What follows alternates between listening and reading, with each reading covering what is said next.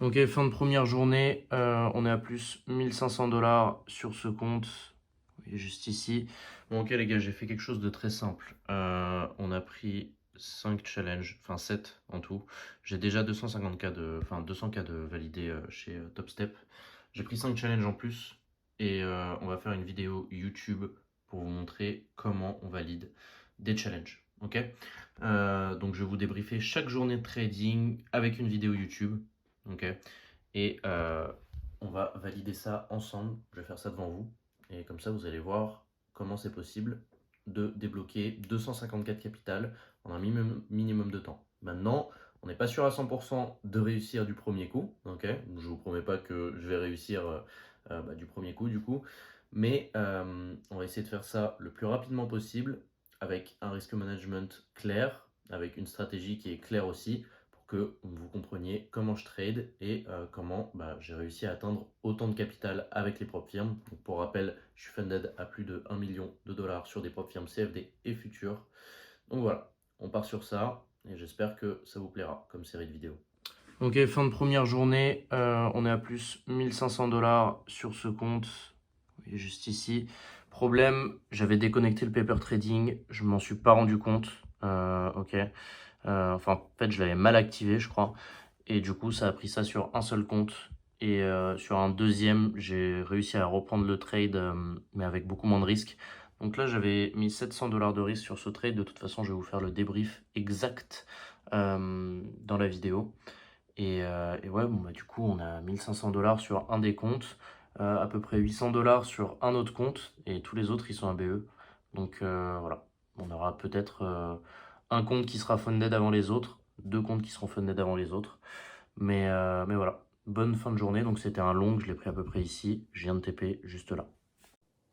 Ok, donc ici on se retrouve pour le débrief des deux trades que j'ai pris hier. Du coup, c'était hier. Ici, on est à plus 1500 dollars sur le compte, du coup, enfin 1466, pardon. Comme vous pouvez voir, win rate de 50%. Donc à chaque fois que je rentre en position, je rentre en plusieurs fois, ok, parce que sur les challenges, je suis assez agressif, donc je vais prendre plus de risques. Je vais rentrer une première fois avec un premier risque. Et ensuite, je vais build up la position si je suis à l'aise sur la position, ok, si je suis confiant sur la position. Donc j'ai pris deux trades, un qui a fini BE, donc vous pouvez voir le losing, il est de 27 dollars, en fait c'est plutôt les frais et puis un petit peu de spread aussi. Donc voilà, et ensuite je suis rentré en 4 fois du coup sur le trade long qui m'a fait gagner 1500 dollars. Okay. Donc on va aller voir directement sur les charts comment ça s'est passé. Donc c'est deux trades qui ont été pris sur le Nasdaq. Okay. On va aller voir, c'était sur la journée d'hier du coup. Hop, on va virer tous ces dessins. Hop, tac. Ok, donc la journée d'hier, comme on peut voir, c'est une journée qui a close bearish ici. Okay, donc on est venu rechercher le plus haut de la journée d'avant, juste là. Et ensuite, on a eu dès l'Open de New York. Hop, on va aller voir ça juste ici. Dès l'Open de New York, on a eu un drop presque instantanément. Okay, donc ici, à 9h30 heure US, donc mon TradingView il est en heure US, hein, en heure de New York. Et ici, on a eu notre drop instantanément pour aller rééquilibrer le prix dans ces zones-là. Okay. Sur ces zones-là, qu'est-ce qu'on avait? Okay, on avait une grosse FVG ici en H1. Tac, on va la noter juste là. Et ça, pour moi, c'était un objectif que le prix devait aller rééquilibrer. Okay, donc on devrait repartir sur cette zone pour repartir à la hausse si on était haussier. D'accord. Ensuite, qu'est-ce que j'ai vu dans cette zone? Déjà, on va aller en 15 minutes et on peut voir qu'on a aussi une petite liquidité juste là au-dessus de cette FVG en H1. Donc une FVG, quand est-ce qu'on sait qu'elle va réagir et quand est-ce qu'on sait qu'elle est intéressante? Ici, pour rentrer longue, premièrement, on va voir si elle est à plus de 50%, en dessous des 50% du retracement. Ici, on est donc en discount sur le Nasdaq parce qu'on est venu en dessous des 50% du retracement. Okay. Deuxièmement, comment on peut savoir si elle est intéressante cette FVG, si elle va réagir? Si on a une liquidité en plus petit time frame au-dessus de cette FVG. Ce qui était le cas ici parce qu'on avait cette liquidité en 15 minutes. Hop, leak 15M. Voilà. Ensuite, deuxième confirmation, on a eu une SMT ici. Donc ce n'est pas une condition pour rentrer en trade, mais c'est quelque chose qui va m'aider à rentrer en position. Okay, donc on a eu une SMT avec le S&P 500. Donc on va aller voir sur le S&P 500 ce qui s'est passé. Comme vous pouvez voir, les lots qui sont juste ici sur le S&P ont été pris. D'accord? Donc le Nasdaq est beaucoup plus bullish que le S&P. Donc si on veut prendre un long ici, on va avoir beaucoup plus tendance à rentrer sur le Nasdaq parce que le mouvement va être beaucoup plus impulsif que sur le S&P. Et comme vous pouvez le voir, ça n'a pas manqué. Ici, on n'a pas pris ce lot-là sur le Nasdaq et directement, l'impulsion à la hausse, vous pouvez voir, est beaucoup plus grande que sur le S&P où ici, on est en train de range. D'accord? Ensuite, on va aller en plus petit time frame pour voir quelle était mon entrée précise. D'accord? Donc là, on va d'abord voir le short que j'ai pris. Donc justement, cet objectif de liquidité en 15 minutes et de FVG en H1, c'était un objectif que j'avais. Donc le premier short que j'ai pris où je me suis fait malheureusement break-even, c'est celui-ci. Okay, donc je suis rentré short juste là, okay, à l'inversion de cette FVG. Tac. Donc ici, on est venu retracer dans une FVG en 5 minutes qui était ici. Okay. Ensuite, on est venu chercher du coup cette FVG 5 minutes. On a créé une FVG bullish ici. On est venu l'inverser. Okay.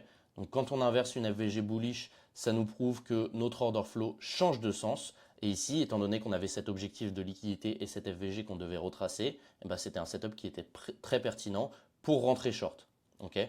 Malheureusement, on est passé à 2 points de mon TP pour ensuite venir me break-even. Donc c'est sur ce trade-là qu'on a perdu à peu près 80 $ avec les frais et un tout petit peu de spread parce qu'on était sur les futurs. Okay, donc on n'a pas trop de spread, on en a un tout petit peu.